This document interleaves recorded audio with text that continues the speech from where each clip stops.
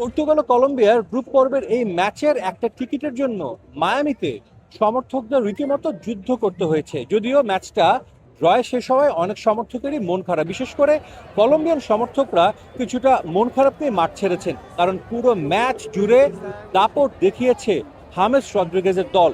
পর্তুগালে ঠিক দ্বিগুণ পরিমাণ শট তারা গোলে নিয়েছে, যদিও শেষ পর্যন্ত চেষ্টা করেও তারা জালের ঠিকানা খুঁজে পায়নি। তারপরও গ্রুপ চ্যাম্পিয়ন হয়ে নক আউটে পা রাখছে কলম্বিয়া, যাতেই খুশি দেশটার সমর্থকরা। Performance of Colombia was amazing. We really deserved to win.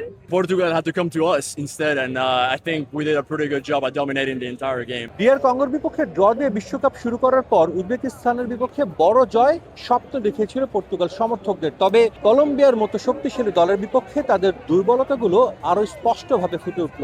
অনেকেই ক্রিস্টিয়ানো রোনালদোর পারফরমেন্সে সন্তুষ্ট নন, আবার অনেকে এটাও বলছেন 41 বছর বয়সে ক্রিস্টিয়ানো এখনো মাঠে যে ডেডিকেশন দেখাচ্ছেন সেটাই অনেক দূর নিয়ে যেতে পারে পর্তুগাল দলকে। বিশ্বকাপ দেখুন বায়োস্কোপ প্লাসে, সব নেটওয়ার্কে, সব ডিভাইসে। যদিও আছে ভিন্ন মত, অনেকে বলছেন এই দলের সবচেয়ে দুর্বল জায়গা কোচ রবার্তো মার্টিনেজ। এর আগে বেলজিয়ামের সর্বকালের সেরা দলকেও তিনি কোনো বড় শিরোপা উপহার দিতে পারেননি। এবার সেই রবার্তো মার্টিনেজ পর্তুগালের দায়িত্ব নিয়েও দলকে বড় কোনো শিরোপা উপহার দিতে পারবেন না বলে মনে করছেন পর্তুগালের সমর্থকরা। He's the manager, I'm not. Maybe he knows more than I do, but we could have won this game. Ronaldo played amazing, but that's a given. It's Ronaldo. So I think that we did our best. And I have 100% faith in him. Cristiano Ronaldo will be in the final.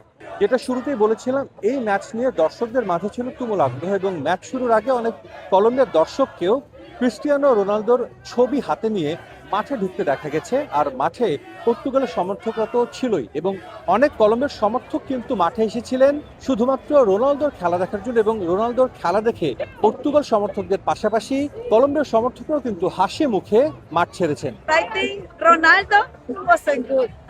So Colombia was the best. Colombia should have won the match, and at least the semifinals.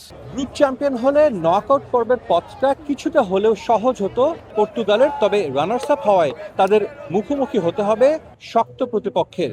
তবে সবাই কিন্তু শেষ পর্যন্ত একটা অপেক্ষাতেই আছে, বিশ্বকাপে একটা Messi Ronaldo দ্বৈরথ দেখার। মায়ামি থেকে সাজিদ মুস্তাহিদ, সময় সংবাদ, যুক্তরাষ্ট্র।